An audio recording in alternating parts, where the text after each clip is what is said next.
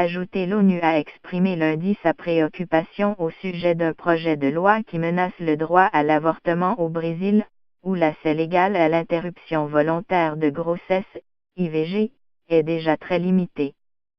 Ce projet de loi représente un risque accru pour la santé des femmes, a affirmé la représentation brésilienne de l'ONU dans un communiqué. Au Brésil, l'avortement n'est autorisé qu'en cas de viol, risque pour la mère, ou si le fœtus a développé une anencéphalie, malformation congénitale du système nerveux.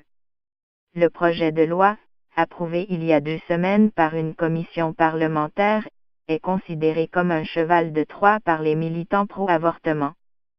Son objectif initial est de prolonger le congé maternité de mère de bébés prématurés, mais des députés ultra-conservateurs liés à des églises évangéliques ont inséré un article stipulant que le droit à la vie est inviolable dès la conception, ce qui pourrait exclure tous les cas de figure autorisant actuellement l'IVG.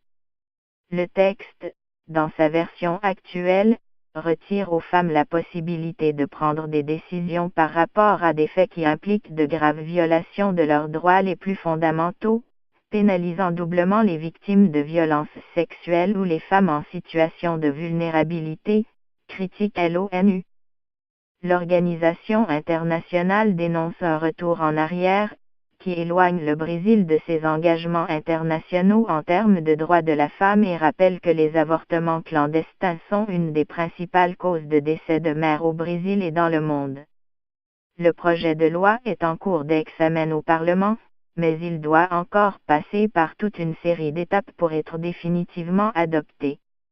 Il doit être discuté une nouvelle fois en commission, avant d'être soumis au vote en séance plénière, où 308 voix sont nécessaires pour son adoption, les 3/5 de la Chambre des députés.